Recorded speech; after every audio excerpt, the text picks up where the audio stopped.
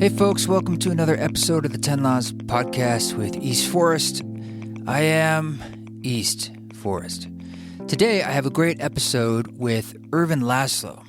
He is a professor. He's been twice nominated for the Nobel Peace Prize, and everything else he's done is, it goes on and on. It's incredible. Here's some highlights from his bio.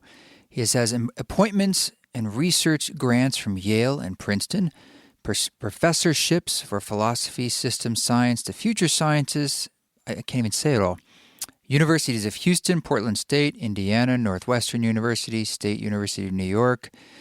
It goes on and on. He is the president of the Club of Budapest, which he's the founder. He is an advisor to UNESCO Director General. He has written, as he told me, 88 books, which is fitting because he's, I believe, just turned 88 years old. So, yeah, it's perfect. He basically started when he was 0, and he's continued to write a book a year, naturally. But he has a new book out that's called Reconnecting to the Source, the New Science of Spiritual Experience, How It Can Change You and How It Can Transform the World. So that is out now, and I had read some of his books in the past, and so I reached out, and I was just really honored that I was able to get a chance to talk to him. He was out in Tuscany, and we set this up with the time zones, and we started, and he ended up being on Zoom with me, and he had a tie on and a suit and was standing up ready to go. And I said, you can relax. It's not actually going to be using the video. And he said, I am relaxed. I said, well, great. I was honored, totally honored to talk to him. And this was actually just before the COVID stuff was really starting to drop, particularly in Italy. So we didn't get into that, if you're wondering, but that's okay. We really kind of kept it to the subject matter of his book and his life's work, which is really about humanity going through the transformation we're going through. And I think you'll find it really interesting, and to hear from one of our elders and someone who's been thinking about this stuff for a very, very long time. So that's coming right up. When I'm recording this, I just finished doing the Ram Dass live stream as part of the Love Server members virtual retreat that they did this weekend. So thanks for everybody who joined in on that. It is still on their website for a while on the Vimeo, and then it's on my YouTube, East Forest Music on YouTube. If you want to catch the set, it's basically a 90-minute live set where I play pretty much exclusively Ram Dass material, like the music from the album, and reinventing it a bit through my live set. So if you want to check that out, please do. And again, thank you to everyone who dropped in. I think I'm going to be doing another ceremony style live stream. It's like this is the thing we do now, live streams on May 2nd. I would say it's confirmed. I sometimes when I finish one of these, I need to have a little break because it's a lot of energy to not just prepare, but get all the tech stuff ready and then to do it. And then, so this one's about 2 weeks away. Right now it's April 20th when I'm recording this, but May 2nd, and it'll probably be on YouTube again, maybe Facebook Live. You can check my website, get on the mailing list. Obviously follow along on social media, East Forest Music and East Forest, and we'll try to keep you informed. So looking forward to sharing that one with you. Also, I want to send a big congratulations out to my friend Duncan Trussell, who has a brand new show that's out on Netflix called The Midnight Gospel. I got a chance when I went out to have lunch with Duncan in LA. This is a while ago, maybe 6 months or something. I think it was the summer. And he was at the studio where he was making this, and he says, do you want to come in and see some of the show? And I'm like, of course. And I walked in, and it was like a sea of 100 people at computer terminals animating and creating this show. I couldn't believe the scale of this production. And we went back in his office, and he showed me some of the show. It was really early at the time. Some of it was still sort of hand-drawn animated stuff put to the sound, and it's a combination of using audio from his podcast to create an animated show, but then there's all these other layers of stories and happenings, and it's just super weird in the best way. It's super Duncan, and it's out now, and so I can't recommend it highly enough. If you want to take a deep psychedelic dive, check out The Midnight Gospel on Netflix. And also, happy birthday to Duncan.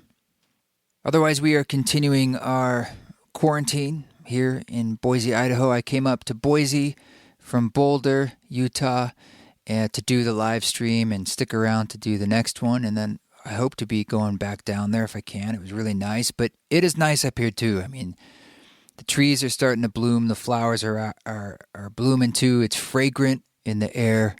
And Rod and I are having starting to settle into what this means to just be kind of doing what we do and not being running around so much, which is, I suppose, the benefit of this bitter medicine we're receiving. And still lots of exploration going on for us and me internally about what this all means and what's unfolding out of it and where we go from here. But as I've said before, I'm trusting more and more that unfoldment and watching it happen and not trying to rush it. I think what a lot of this is about slowing down, which seems to be the normal human pace that perhaps we're trying to reconnect to out of our digitalizedness. So on that rate, let's just get into this. Hey, and thank you for reviewing the podcast. If you want to do that while you're listening or while I'm talking right now, you can do that on Apple Podcasts. You just scroll down, give it 5 stars. If you'd like to give it a written review, that's awesome. You don't even have to. Just doing the rating helps a lot. And of course, sharing it if you like the episode or a particular episode in the past. I try to make these as evergreen as possible so that if you went back in time and listened to any of them, they could be hopefully just as valuable now as they were when they were released. Okay, let's do this. This is, I have the honor to introduce to you Ervin Laszlo.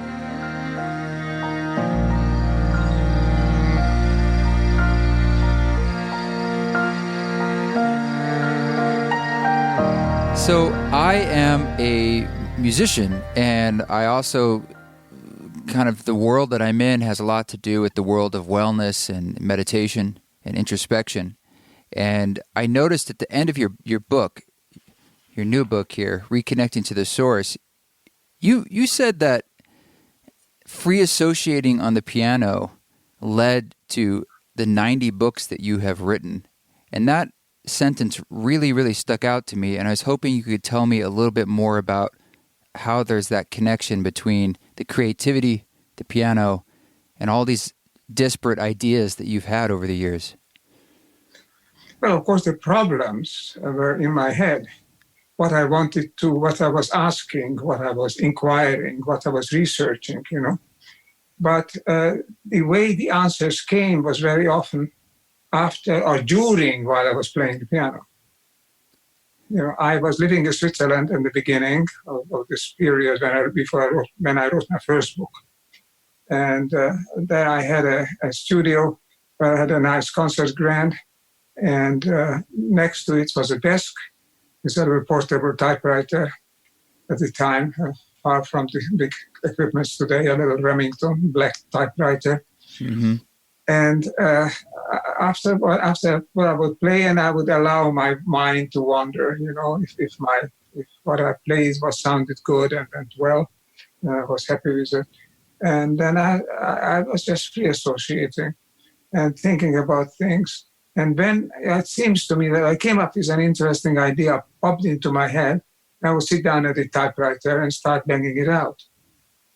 And these were a set of notes that I traveled with. I was giving concerts and doing concert tours. And I traveled with them and became quite a voluminous set of notes, but always unplanned, just things that happened. Right.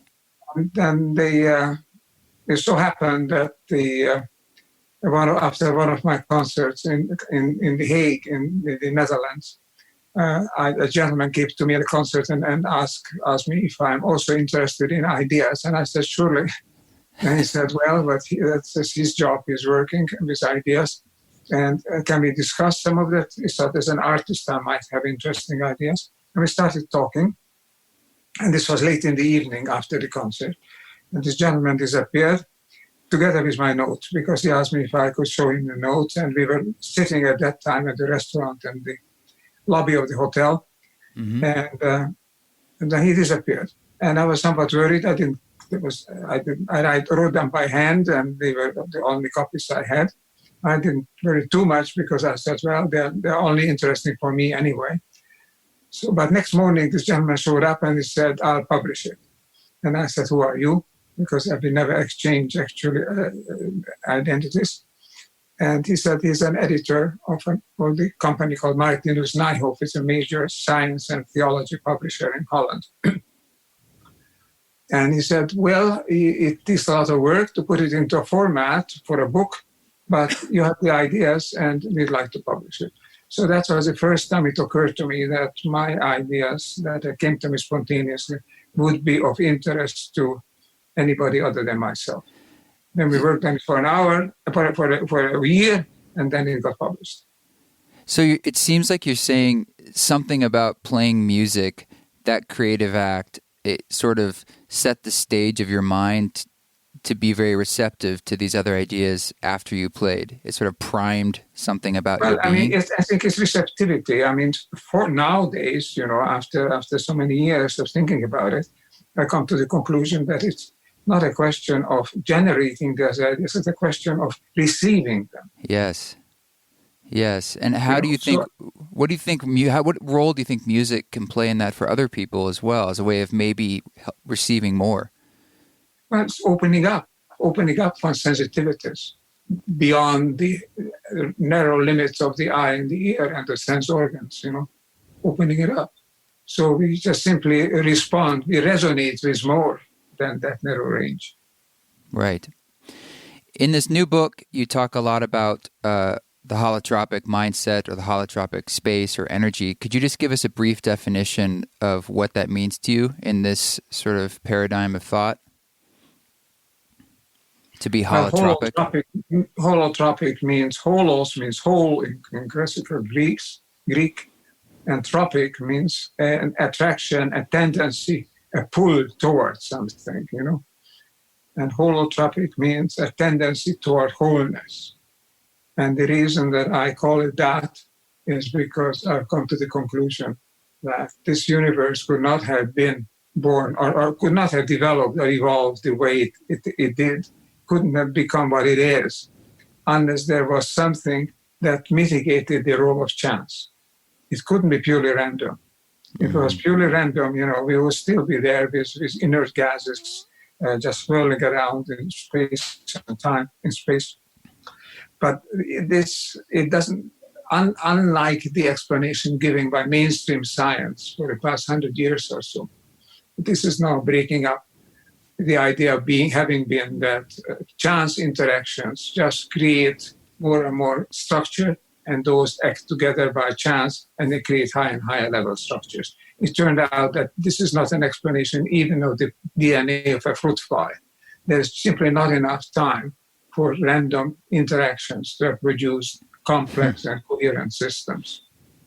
So something must be put in. Now we're getting into deep metaphysics, actually, evolutionary theory. But the idea why the holotropic, I think there is what in science we can call an attractor, something which is non-random, non-chance, which is moving, impelling a system toward a certain kind of outcomes. And this attractor is impelling all the systems that seems to be born from quanta and from atoms and molecules and the cells and so on. They seem to be impelling them toward coherence, toward creating whole systems where all the parts are integrated together, work together. Like in a good recording or a good orchestra and a good ensemble, all the elements, all the players work together to create a coherent whole. And I think the universe is working something like this, and I'm not the only one who says that. There's, for example, Max Planck in a famous statement said there must be higher intelligence responsible for the nucleus of an atom being formed from protons and neutrons. So it's sort of not a chance event. There is something there. And this is something, is a kind of a tropism towards creating coherent systems that maintain themselves in a sea of chaos and a sea of turbulence.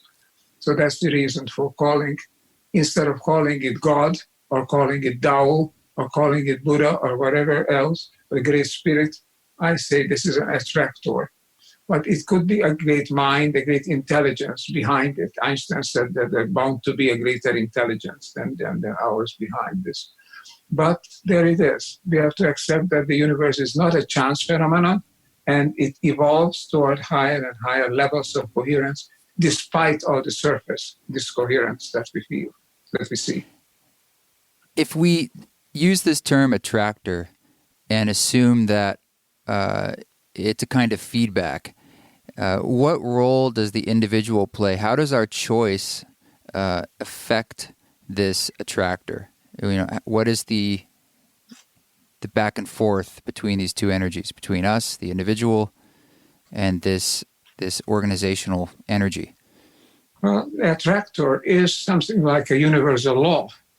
It's a law, it's a process that impels systems to move beyond mere chance toward a certain kind of outcome. And we can't change that. That's given. It's like a higher intelligence, like the will of God or whatever you call it. But we can choose whether we go with it or ignore it or even go against it. So how we act is something that's up to us. But this is given, just like the law of attraction. This is a kind of an attraction. It's an attraction toward wholeness. And that is given. That is a universal given in the world. So do you think that it's sort of a natural phenomenon? Like as people, a lot of people today, we feel like we're in this very globalized world where there's a massive transition happening, this evolution of people and societies and ideas and information. And everyone wants to know, like, what do I do? How do I thread the needle of this time? And are you saying that it's sort of like it's inevitable because we're inside of this thing? We can't not be in it? Or is there something that people can choose to do or an action they can take that maybe would help them? Absolutely choose. We have freedom. This is not a deterministic universe. Mm-hmm. It's not a Newtonian universe. We have real freedom of choice. And this freedom of choice is given to us by a higher level of consciousness. We can become aware of things. We interpret those things, and we are free to choose whether we go with it or not. We're even free to choose whether we interpret it rightly or wrongly. These are all possibilities.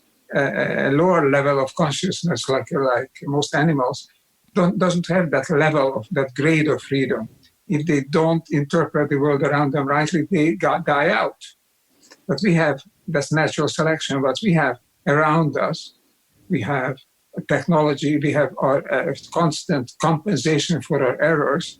So we live in a more and more stressed condition in the world that we misinterpret and we mistreat, but we still maintain ourselves in it.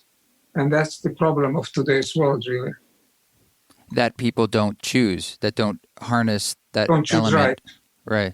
And sort of saying like, hey, I can choose, I need to choose, as opposed to maybe feeling like a victim or being asleep in their own That's life. Right. Yeah.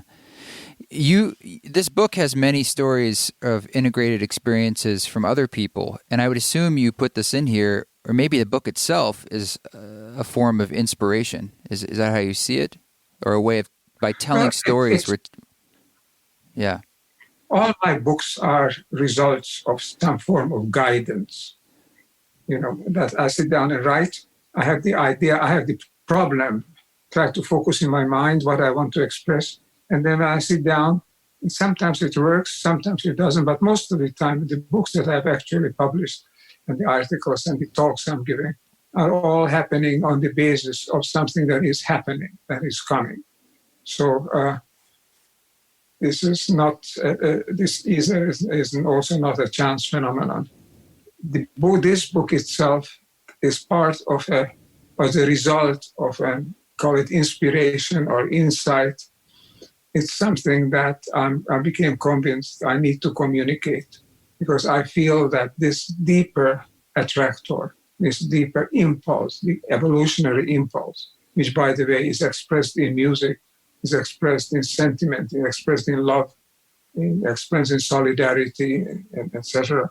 But all this is basically an impulse that is in us, that we can manifest, that we can perceive if we allow it. All of Buddhism, it seems to be, with some exaggeration we can say, is based on the idea of letting go, allowing this deeper level of inspiration to surface to our consciousness. Right. So this is something that I wanted to communicate, because I'm convinced that in each of us there is this deeper guidance which is there, and we have to allow it to surface and to guide our steps and express it. Whether express it in music or in poetry or in fiction or in dance or in whatever form, theater, whatever form we express it, simply just self-expression in the many ways that we have. I mean, that is then, if we can express that, we do something of right, we do something to our potential, instead of allowing ourselves to go on all these dead ends, all the wrong ways in which we do it, where we are led by the hunger for power, hunger for money, and then we do whatever comes that way, in our way, disregarding our relations to each other and to the rest of the world.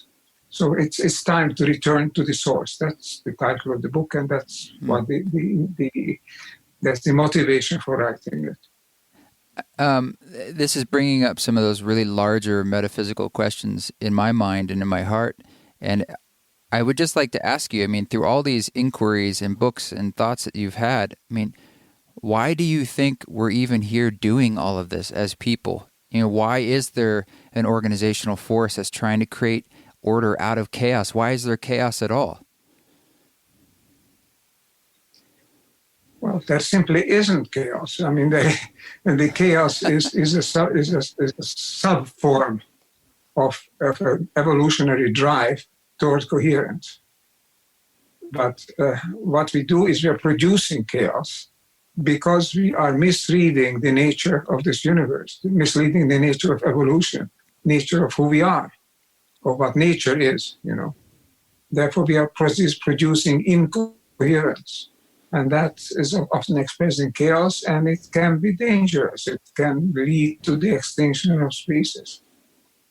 But do you think, like, I'm just trying to, you know, people often ask that big why question, and not that there's necessarily an answer. In a sense, it's the mystery because it's supposed to be.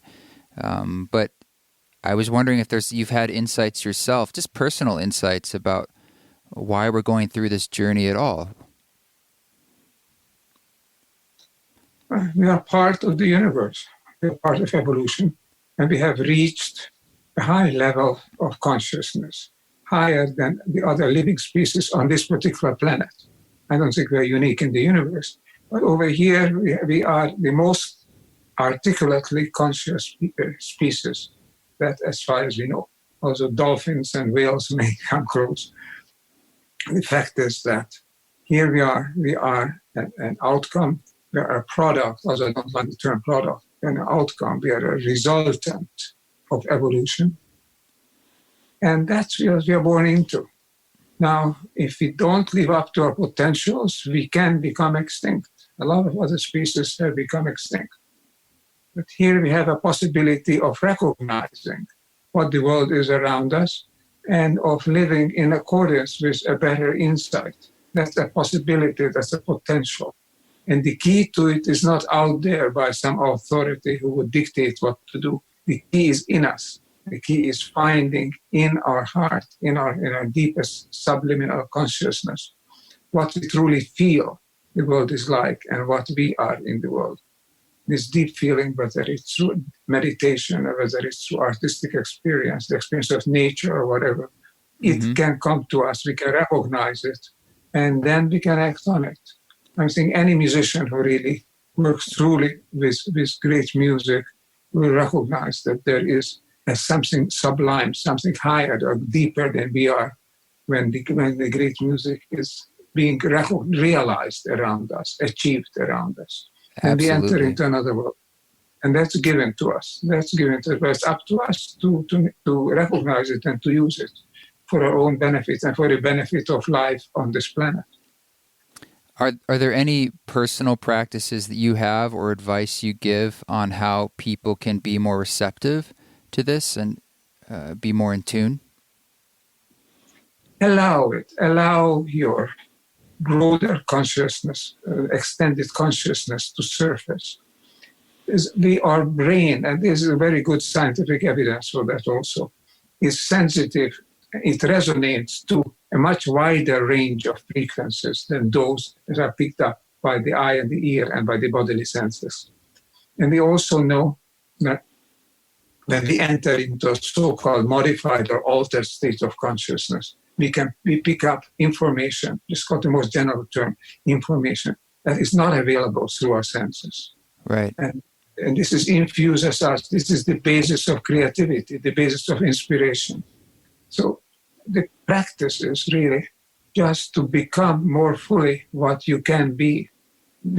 Allow your consciousness to resonate with the world around you instead of shutting it down and looking at your immediate benefits, your immediate satisfactions without regard to anything else, as though nothing else would exist. The great fault of this modern world that is misled by a paradigm which is attributed to Newton, although Newton himself was a very spiritual person. He didn't mean it like that. But his followers created a mechanistic universe based on Newton's laws. And then from Darwin's followers created a world that is based on competition. Dog is dog, and the winner survives. The rest just disappears. These are faulty ideas. The universe is not a mechanism and it's not a jungle. The universe is an evolutionary whole, a quantum whole where all things are connected to all the other things. And it all together evolves toward higher levels of coherence. We are part of this evolution. We can choose to be a positive part. We can choose to ignore it. We can also choose to act as though it didn't exist and go against it. That's not to our benefit. It's not in our interest, but it's a choice. That's a key point, is that it's our choice, that we can choose our role in our own evolution in that sense. Absolutely. We can make our evolution. The opportunities, the conditions are given, but there is a lot of freedom. There's a freedom to go with it. The great advantage of a conscious mind is the freedom to choose our destiny, but it's the great risk at the same time, because we can misread what there is and choose in a way that it doesn't fulfill our destiny. We can go down. We can still create a world in which that goes down, that destroys the human species, destroys higher forms of life. We're perfectly capable of doing that. But it's time to wake up in that sense and to receive that resonate with the deeper level of consciousness that's in us. That's how Gandhi said, be the change you want to see in the world. It's in us. That holotropic attractor is expressed in every time you create something, every time we seek some meaning in the world. That's what I keep writing about, that's what I keep talking about, and trying to back it up with good, solid scientific evidence. Yes. Well, just to honor your time, just a few more questions. But one thing I wanted to ask you about is, I know it feels like time is essentially running out in a way for humanity to make some big choices and to make some change. And I've always believed that has to come from the individual out. There's no other way. We make our own choices, and then we see that sort of change in the world. But there's been a lot of research lately and a resurgence in psychedelic medicines as of late, and some people see this as a promise for people to make bigger changes perhaps faster through their own self-realization. Do you feel that there is some promise in the use of psychedelics therapeutically, or do you have any experience with that personally? Has that been part of your process? I'm currently working on a book which is based on the ancient idea of an Akashic field, where everything is connected, where all things work together. And how we can even read that field. How can we have Akashic experiences? And one of my collaborators is a gentleman by the name of Chris Bach, B-A-C-A-G, who is a professor of philosophy, who has taken on himself for the past 10 years, or maybe more, to experiment on himself with LSD. So it's entering into this deep, highly altered states of consciousness. He undergoes events, he undergoes experiences, images and ideas appear, and when he comes out, he writes them down.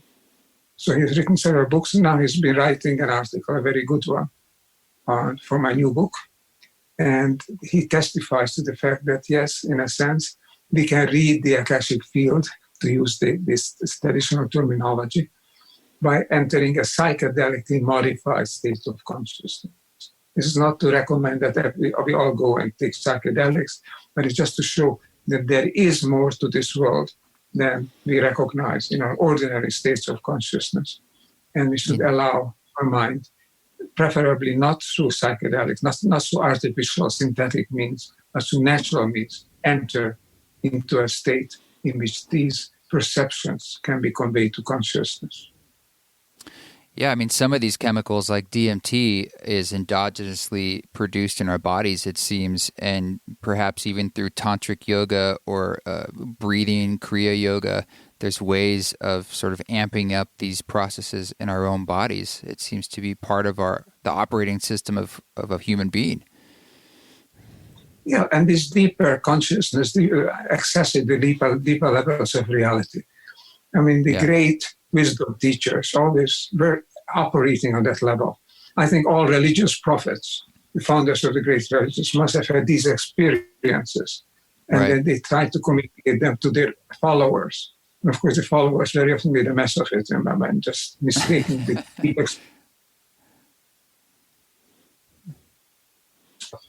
absolute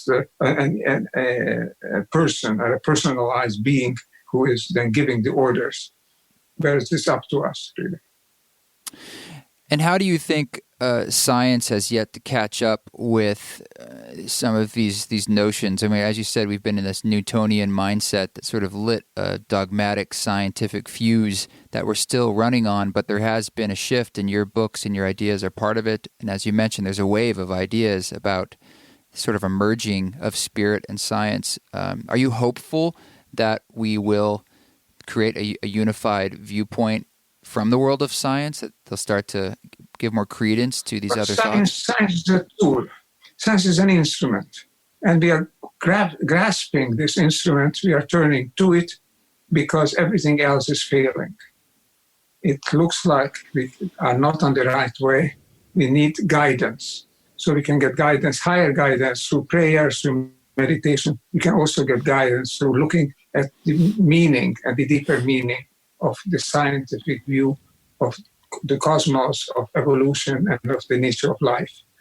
We are gradually realizing that we need to get to these better views, to these deeper views, and science is one of the means.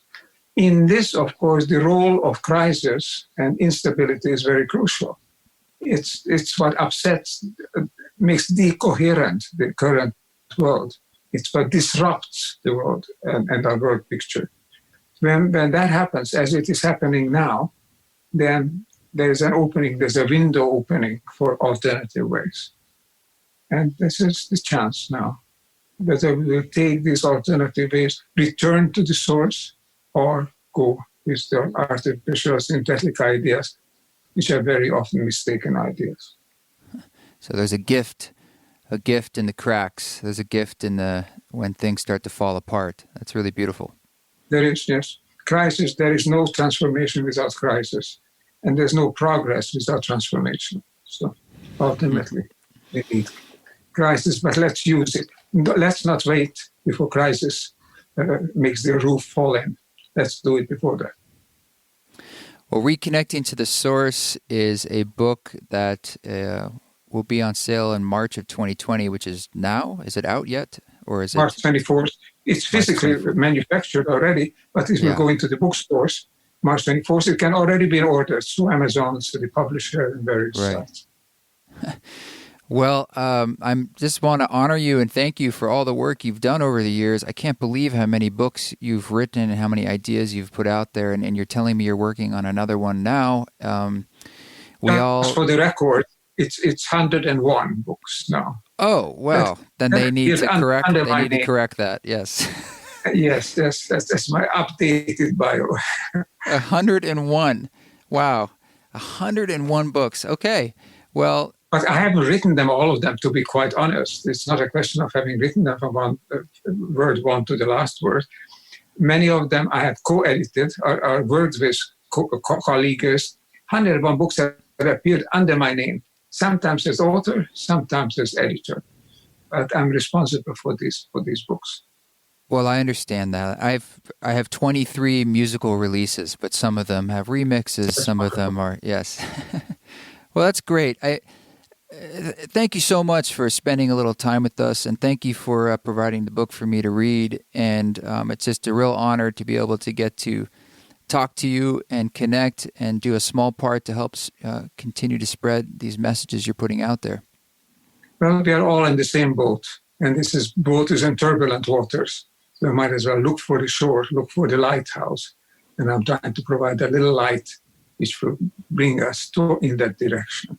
And it sounds like when we see the light, it's our choice to point the direction towards that light. And I really like that message. Very good. So thanks for this chat. I think it's very good to get artists, musicians particularly involved in this. We can contribute a great deal to finding the way. Thank you, sir. Appreciate it. Well, thank you very much, Professor László. I hope you're staying healthy and well in northern Italy. I really appreciated the time we had together to talk, and I hope you can check out his new book as well as his 80 plus others. I mean, wow, amazing. This music that you are hearing in the background is called Endings, and it's the live version from the album Live at the Old Church that we got to play in Portland, Oregon, a concert there a couple years ago. That also has a vinyl. There's a Live at the Old Church vinyl. There's a few left of those that you can get over at theeastforest.org. But otherwise, perhaps, check back on the website, mailing list, socials. Maybe we can share this May 2nd live stream. It's going to be a ceremony style, so it's going to be a deep dive into the shamanic space, sort of like the first two that I did. And I think that's always a wonderful opportunity for you guys to dive deep and dive within and see what's there, see what's speaking to you. Until then, keep walking your walk. Don't take any shit, but if you do it with grace.